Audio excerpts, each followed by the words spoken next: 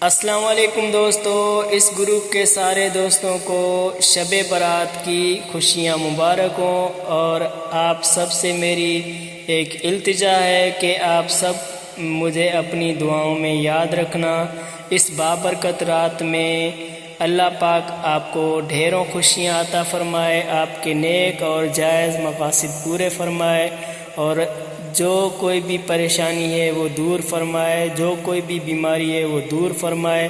اللہ پاک سے دعا ہے کہ جو حلال آسان رزق کی تلاش میں ہے اس کو حلال اور آسان رزق عطا فرمائے۔